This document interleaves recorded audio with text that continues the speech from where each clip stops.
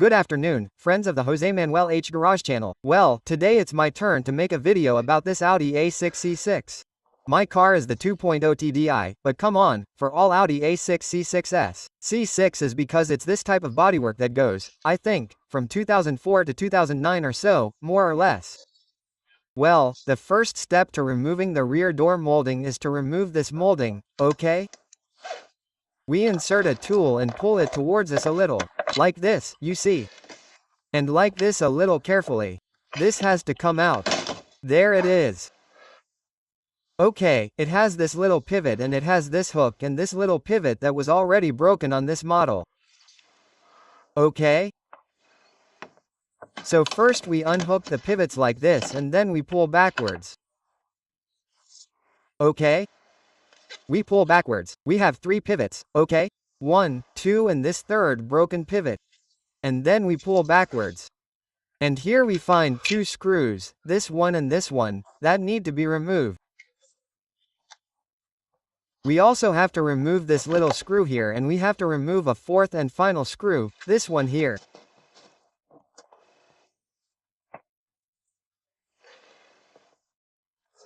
And with these 4 screws, this one here and these 2, we have already released the outer part of what is the casing. So now we are going to remove it with the screwdriver.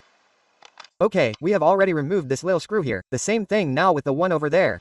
Well, once we have removed those 2 screws, the screw here that is deep in the space and the one here, you can see that it is removed. Now the only thing we have to do is pull carefully. The staples are going to break because there is no way, no matter how gently you do it, you will end up breaking staples, but there is no other way. So, we have to pull this way until all the staples are removed. Okay, well, now I have everything loose.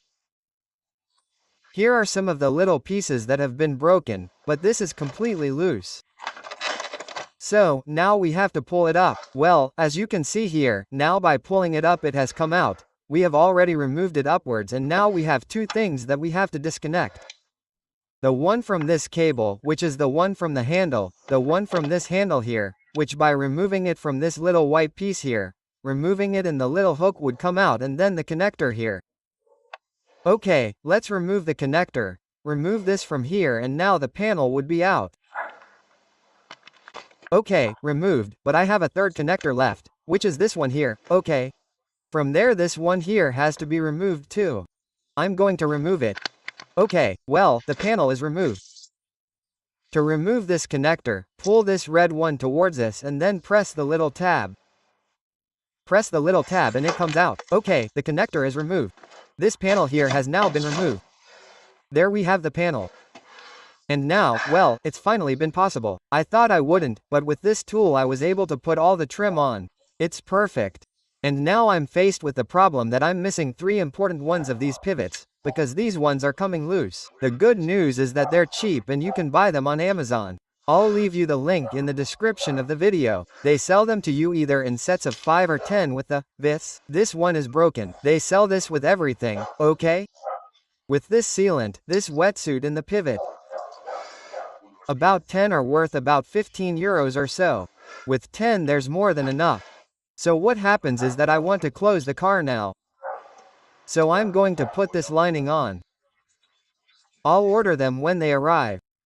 I have to disassemble the lining again to put in the 4 or 5 pivots that I'm missing. So my recommendation is this: if you do it right and get the, what do you call this? This frame, not pulling like I pulled on this black thing, but pulling here, you won't break any of it, but sometimes it does break.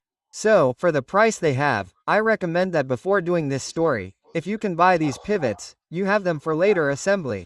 And if not, when removing it, be careful not to pull on the black like I pulled on the edging, but pull on the surface, okay? And I'm telling you, with this tool it came out perfect. I had seen a video of an Englishman who said that this is impossible, that it's not reusable, that you had to put double-sided adhesive tape on it, some nonsense, and that it is absolutely reusable, just with one of these little gadgets. I'll leave you a link in the video description to buy a whole bag of these tools that are for upholstering, removing upholstery, and it works perfectly. Okay, well, come on, now I just need to put this lining with the connection for the window lift button that comes here on the module. And with this connection of the closure opening, and that's it, there's nothing else, and it's put from top to bottom. So, let's put it on. Remember that this little cap of the screw that's already in place also goes here, and what I thought was going to be a headache, which was this trim with this tool, has all been resolved, so I'm happy and content. Connector in place, there's nothing else. And now to put all this stuff in place. Well, in the end putting this covering on has been super easy. It's fitted at the top and you hit it. Clap, clap, clap, clap. So that these pins fit, and then we make sure that this tape is on the outside. And that's it. I have 4 screws left to put in, 1, 2, the inside one here which is the complicated one, and the one that came here. And that's it. Then we put this little plate in and it's ready. He put a screw here, a screw there, the screw that goes there and the screw here below. So now I have to put this little trim on, which as you can see, was attached like this. Look. Do you see? This goes like this. We put it in like this. And now once we're there with a lot of care, we push it in. Okay.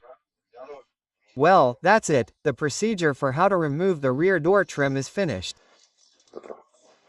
So, I hope this video has been useful to you, and I'll see you in the next video. Next video, friends. Bye, bye.